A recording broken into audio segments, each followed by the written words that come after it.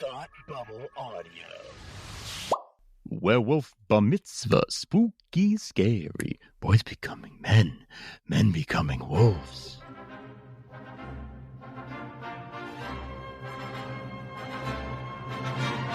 Look, up in the sky! You will never find the more wretched hive of scum and villainy. Welcome to Beer with Geeks with Tim and Frank.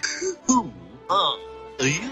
I'm Batman. I am Iron Man. Your friendly neighborhood Spider-Man. Hi, Christopher. I'm Nero. My name is Inigo Montoya. You're a wizard, Harry. A couple of guys with a couple of beers and a whole lot of pop culture nostalgia. Make it so, number one. Ladies and gentlemen, the Beatles. I named the dog Indiana. Life finds a way. I am serious. And don't call me Shirley. Now sit back and crack open a cold one, because it's time for Beer with Geeks. It comes in paints. Shaken, not stirred. Great Scott! I was way off. I knew it started with an S, though. Hi, and welcome to Beer with Geeks, where two geeks geek out with beer. I'm Tim, and with me, as always, is my man who has just had his bar mitzvah. It's Frank. How are you today? Scary. I'm good. How are you? Spooky scary that you had your bar mitzvah in your 30s. Yeah. Yeah, but then I think the scariest part is they became a werewolf.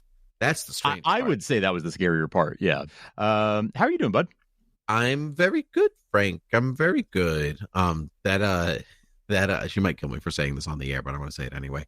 So the werewolf with the moon thing just reminded me last night. It was so bright in our bedroom last night, my wife and I, that she had a hard time sleeping. She's like, it's so bright in here. I think one of the neighbors got a new spotlight or something, and she was like going off about the neighbors. And so I opened the blind and said, it's the moon. The moon is very bright tonight. Wow. You need to apologize to your neighbors. It was so good. It was so bright. But it was like one of those nights where like there's a werewolf out tonight. That's how it was cool. The fullest of full moons. Indeed. Frank, we are here for to talk about things that we like and maybe we don't. But first, what are you drinking? I'm drinking a cider. You know, it's fall. A nice crisp cider is hard to beat. I haven't been as much into the pumpkin beer yet this year. You know, we're through October here, and I'm just not feeling the pumpkin so much this year. Just this year. But I have a North Country Original Press hard cider. North Country is a cider place here in New Hampshire. They're local. They're very local to me. This is a dry, antique heirloom and modern hard apple cider. Nice. Yeah. Good. Delicious. Not too sweet. Not too. It's called dry. In fact, there's a little meter here of like from dry to sweet, and it's on the dry side here. But it's sweet enough to be very very enjoyable. Yeah. I like that. Mm-hmm. I like that. You might not be into the pumpkin though, Frank, but I am into the pumpkin right now. All right. Also because we're in a Halloween-y sort of place. We are. I am drinking an Avon Nightmare on Thayer Street pumpkin ale, or a pumpkin spice ale, I should say. This is from the Union Station Brewery, which I actually think we went to after a Comic-Con once. Oh, that sounds a year ago. Wow, that's Union Station Brewery does sound familiar. Yeah, pretty sure you, myself, Dan, and Damon all went there. Oh, okay. Yes. After Rhode Island Comic Con. Yep. Okay. Pretty sure. This is a long time ago now. It was a long time ago. Easily now, yes. 10 years ago. Easily. Yeah. But anyway, we're drinking a Nightmare on Thayer Street, which is a nice riff on Nightmare on Elm Street. Thayer Street's a famous street here in Rhode Island, in Providence, Rhode Island, where the brewery's out of, even though it's canned in Newburyport, Massachusetts. Whatever. Interesting indeed.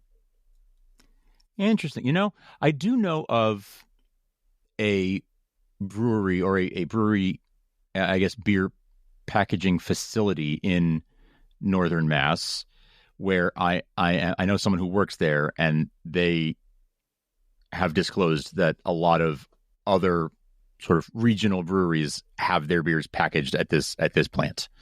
I wonder if it's the same. one. Anyway, that's just a fleeting thought. That's so interesting. Yeah, but the beer is quite good. It's a little heavier. It's a little heavier than I like my pumpkin spice ales to be. I prefer the slightly lighter side, maybe even the spicier side. Oh, okay. But it's still quite good. It was worth it for the pun alone. Like right. Nightmare on Third Street, yeah. Yeah, no, it's a nice can. The Avon is a movie theater. Okay. So it's which is what's on the can. Actually, it's an independent movie theater. So cool. It's just like a really nice not hometown because it's not my hometown, but it's a really nice hometown-y type beer. I gotcha. Yeah, that's cool. I really like that. I do too. Very good stuff. Frank, it's Halloween season, so let's talk about some Halloween stuff. That sounds great. I think so. I thought so. You don't like the horror though, right? You're not a fan of the horror. It's no. Kathy would say the horror, like out of the horror. Yeah. No, it's not that I don't like it. It's that I never went through. Here's the thing. Oftentimes, I will have gone through like a phase. In like my teen years or my 20s when I was really like watching a lot of movies before I had responsibilities, and I will have gone through a phase of like, oh, I got really into like cowboy movies or whatever. Horror wasn't one of those that I had like a phase with. So I have a lot of blind spots in the like classic horror genre. I did get a good education in it when I had an internship. Where I did get a pretty good education in horror film, so I'm conversant in it. Even with things that I haven't seen necessarily, I'm aware of their influences on other films in the genre and things like that. Mm-hmm.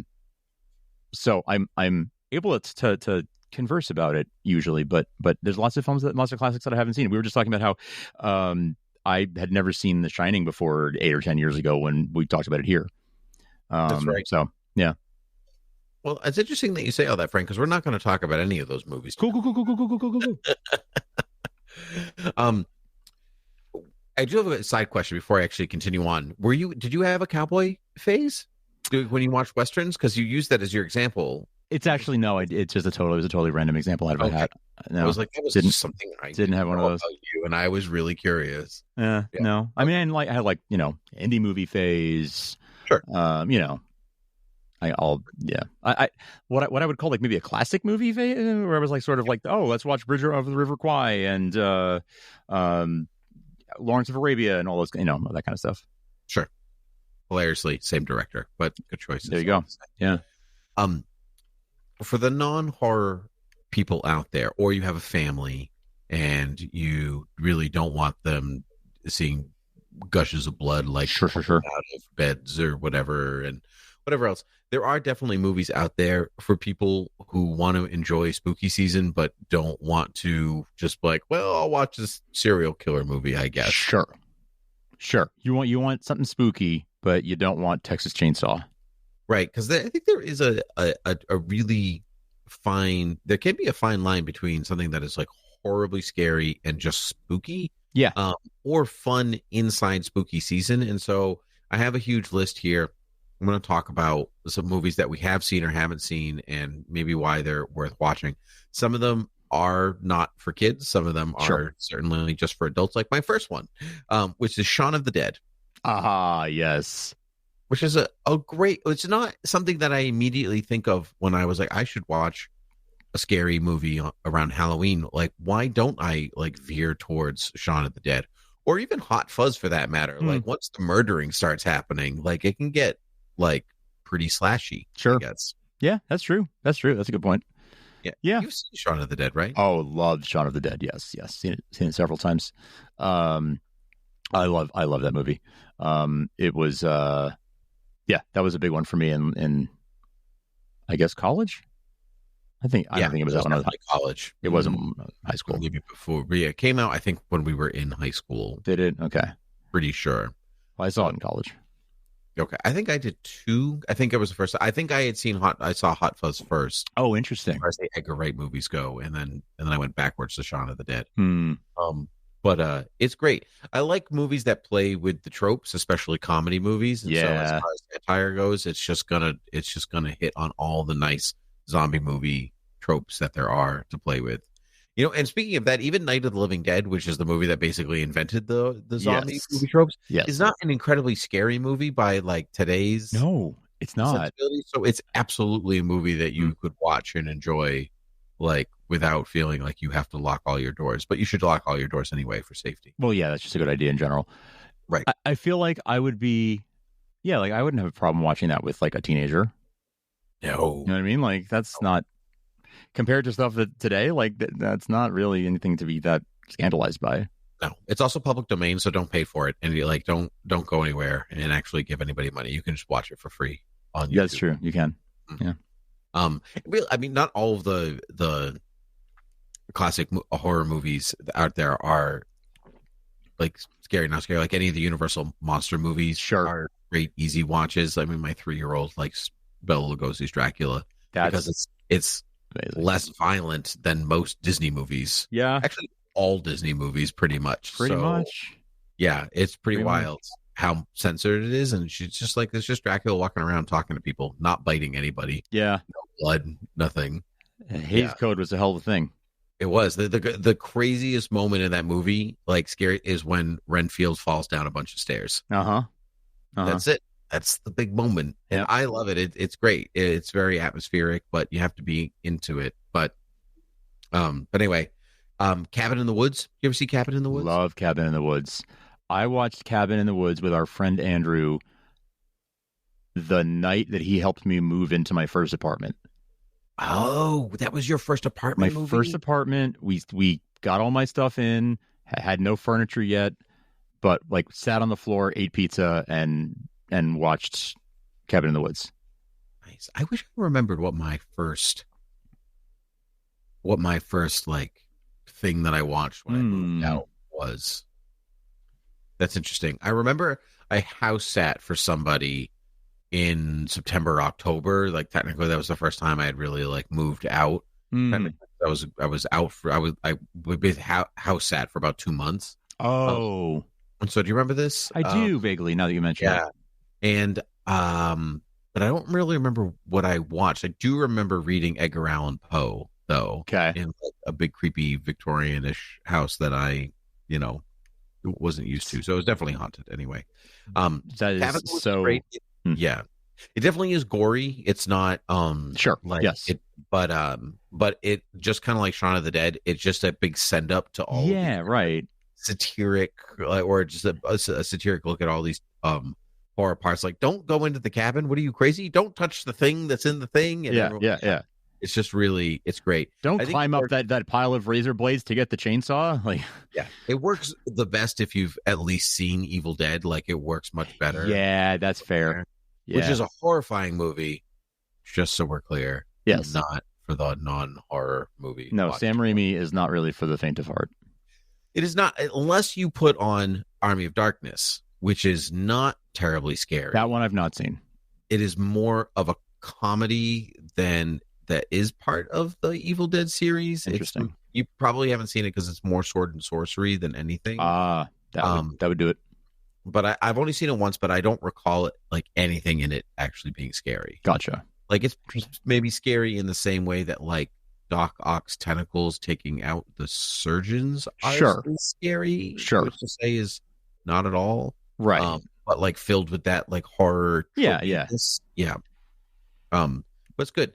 Zombieland is more of an action movie than a horror movie. Zombieland is one that I haven't gotten around to, and I feel like that's a mistake. It's good. I haven't seen it since the theaters, so my memory is a little fuzzy on it, but I remember enjoying it enough that I would recommend it here, I guess. So, but it's tough when it's tough when you haven't seen something. One that I both know that we've seen that I would recommend to anybody anytime if they're a fan of laughing is What We Do in the Shadows. Oh, absolutely. Absolutely. Yeah. Easy watch mockumentary about vampires living in modern day New Zealand. And it is one of the quirkiest, driest, funniest movies I've ever seen. It's so freaking funny. It is the, the model for all Taika Waititi movies. I feel like, like that is his sense of humor. I think like my favorite expression of his sense of humor. I'll put it that way. I would say his and Jermaine Clemens, like, their sense of humor perfected. Like I've seen other stuff that they've worked on, and while it's good, like I've enjoyed it. There is something like quite magical about what we do in the shadows that they haven't really been able to recapture. But I think just the play on vampires and mockumentaries and even werewolves, like what are we? We're werewolves, not swearwolves. Yes. It's just delightful. I think a good satire works best if you know the rules, like general rules of vampires. Like, and so like some of the jokes don't fly if you don't realize that like vampires need to be invited in. Right. Sure. You know, although I guess it does a good job at letting you know because it's a mockumentary. There is some exposition, but I mean, I think it's funnier if you do know those things already. Yeah. The only thing about it is I will say that I think it goes on slightly too long sometimes in these podcast episodes. It's just like zing, got us. Hey. It's just like it needs to wrap up a little bit faster than it does, but that's a minor quibble. Yeah, that's fair. I guess I guess I would agree. Now that I think about it, yeah, I feel about that movie what you just said about them not recapturing the magic in their other collaborations. That's kind of how I feel about Shaun of the Dead versus the rest of the Cornetto trilogy. I'm like, yeah, they're all good, but like Shaun of the Dead is like to me is my favorite and like probably my favorite Edgar Wright film too. Hot Fuzz is mine, but I think there's something about the idyllic English setting, like countryside setting, that I think it just that alone just tips it enough for me in the other direction. But Shaun of the Dead is absolutely in contention, and it's not at World's End or the World's End or whatever it's called. No, I mean it's funny, but not like haha funny. No, like a movie that it probably is on everybody's list, but it's worth mentioning is Ghostbusters. Sure, any of them, I guess. Pick your poison. It's tough to beat the first one, but does have its scary moments, but scary in the way that you can handle, like as a PG movie. Yes. Do you think the movie would be PG if it was made today? No, absolutely. Yeah, I don't not. think so. No, I love that game. What movie? Yeah. What movie definitely wouldn't be the rating that it is if it was made today. No, and absolutely not. No. I do in some ways kind of feel the same way about Beetlejuice. Like if you really stop and examine what is happening in that movie, or just the vague grotesqueness of everything. That one's also PG? No, it might be PG-13. Okay, because I feel like it should be. Positive about that. Yeah. I don't know. I'm going to use my one lookup for that. Okay. All right. But yeah, I don't. Yeah, that one feels like it should be 13. Nope, it's PG. Yeah, PG. I don't. Nope. Shouldn't be. Nope. Definitely should not be. It's great though. I actually saw the second one. Beetlejuice, and I loved it. It was so good. Good. It was just what I wanted, because I like the first one. I don't love the first one. Same. Yeah, but I loved the second one.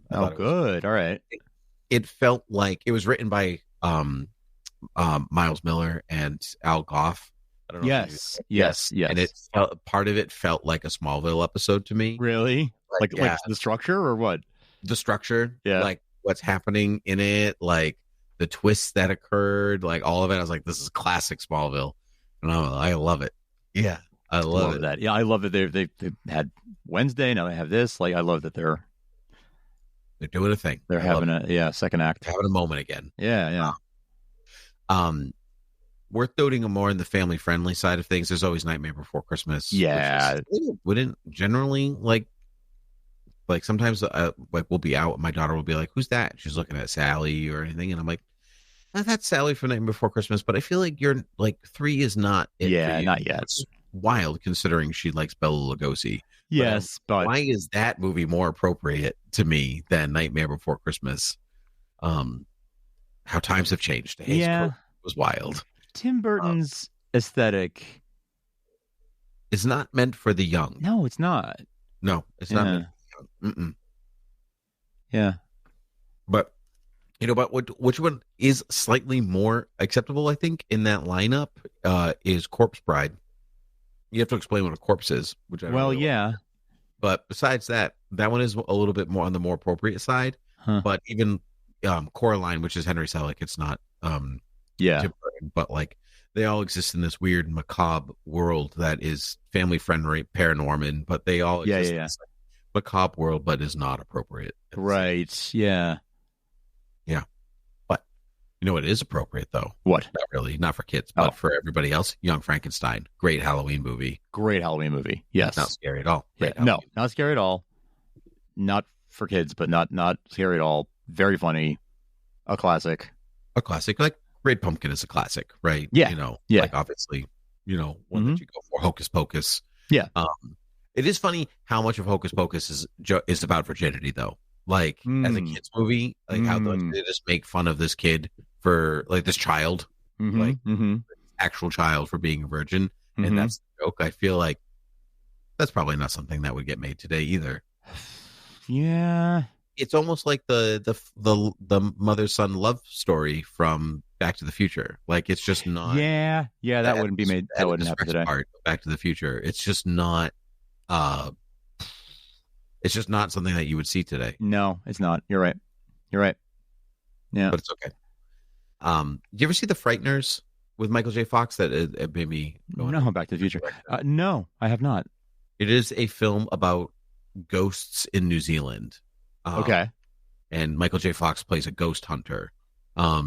It's like it's got a lot of good like jokes, practical effects up the wazoo. It's directed by Peter Jackson before he did Lord of the Rings. Oh wow.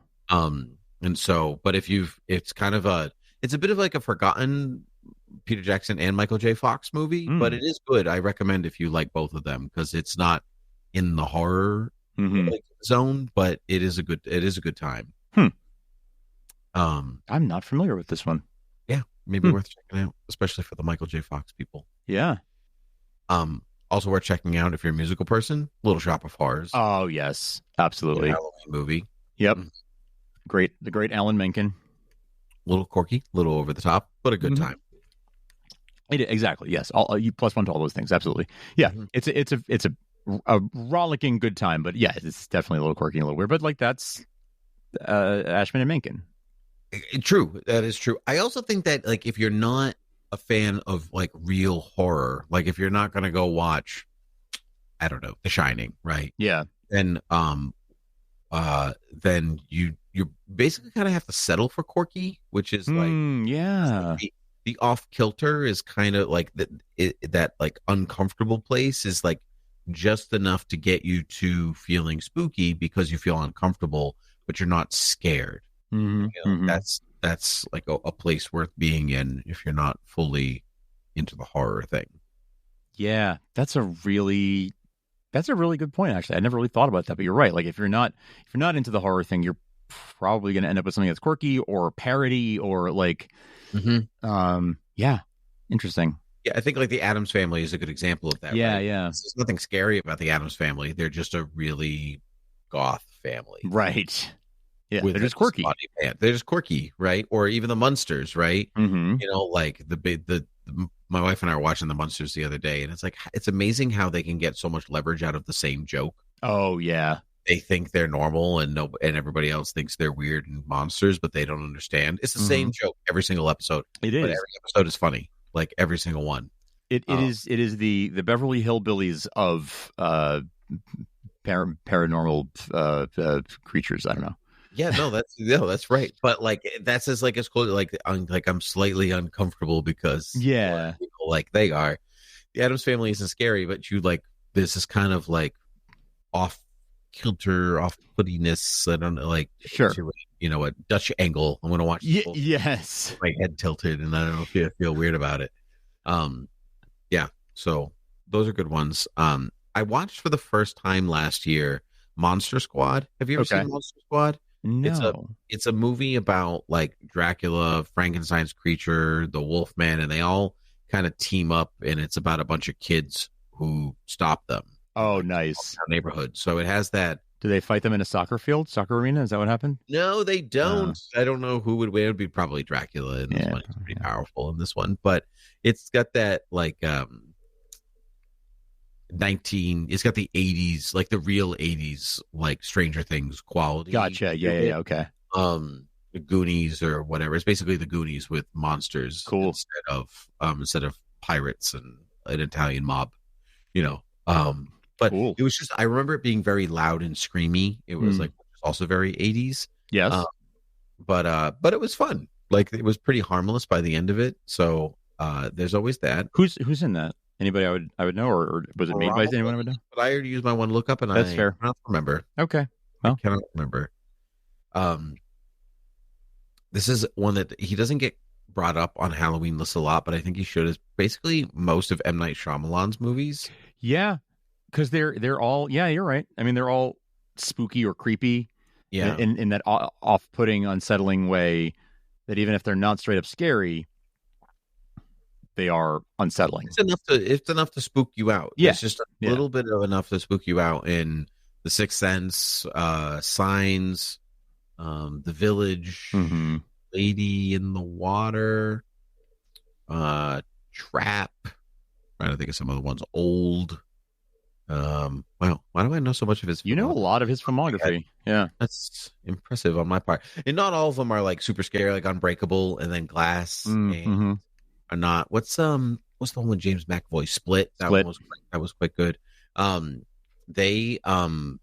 would not consider them full horror movies, but they can be quite creepy. Yeah.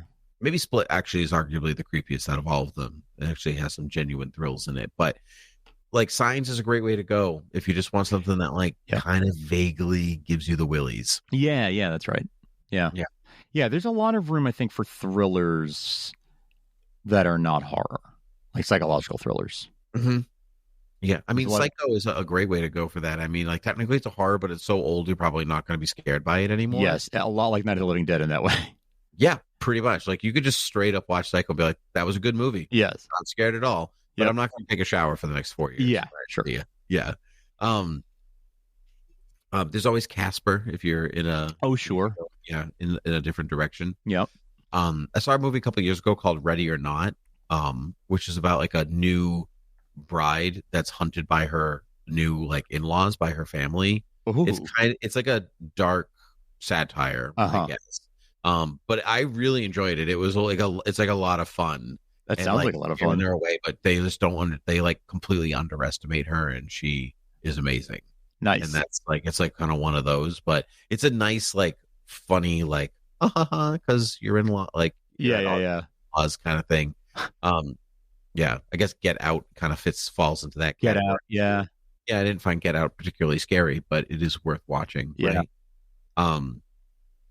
Yeah, I think that's pretty much it. I can't think of many others. That's some of the good. That's a good solid list. Sleepy Hollow, Tim Burton's Sleepy Hollow, I find quite good. It can be a little scary. Yeah, that one's sort of teetering, but yeah, I get. Yeah. I know what you're getting at. That's interesting. No, that's a really solid list. That is a really, really solid list. There's, I think that, gosh, I can't think of any like big ticket items, big films that I'd add to that list. To be honest with you, that is a really, like, it's such an interesting thing to sort of judge. Like, is it scary? Is it spooky? Is it horror? Because there are a lot of things that live in that sort of liminal space where it's like, it's kind of, but not really. If you're, actually, I was just talking about this with a bunch of friends locally where somebody wanted to host a horror night. And one guy was like, I don't really like horror movies. And there was a debate then about whether the movie that was chosen was actually a horror movie, could be considered a horror movie or not, and how scary was it really. What was chosen? I don't remember. Does this count as a lookup if I pull it up? I mean, you're basically over, so use it anyway. It's not it's not like a competition. Like, I used my lookup and you did it. Yeah, right. Well, while I'm pulling it up, I can tell folks that you can find us over at beerwithgeeks.com. You can find us at Beer with Geeks on any of your podcast players, whatever you like. You can definitely find us there. You can email us at beerwithgeeks@gmail.com. You can support us at patreon.com/thoughtbubbleaudio. And if you like Smallville and you like me, you can go check out Save Me, the Smallville Anthology at smallvilleanthology.com, which is my podcast with a couple of friends, my friends Derek and Tim, where we are unfolding the story of how Smallville got made, and we just shipped episode 5 of 6. So we took a long hiatus there, but glad to be back with episode 5 and barreling towards episode 6 now. So smallvilleanthology.com, and those are all the ways that you can find Beer with Geeks and support us and support Smallville Anthology. So yeah, that's what I've got. Excellent. I'm glad you have it. But you know what I'm saying? I do. Spooky. Did you look it up? Yeah. So it is Shudder. Oh no, hang on. Shudder is the app that you can watch. Yeah, wait. So then what is this? Daddy's Head. Daddy's Head. Never heard of it. That is a new movie. Yeah. It doesn't sound particularly good. Unfortunately, I couldn't go. A friend was in town visiting from out of town, and I went to see him and said, yeah, Daddy's Head is the name of the movie. I know nothing about it, clearly, because I thought it was called Shudder. So there you go. Well, all good either way, right? All good either way. Frank, so much for being here on Beer with Geeks. It's great to see you as always. Everybody, you have a spooky rest of October, and we'll see you next week. Cheers.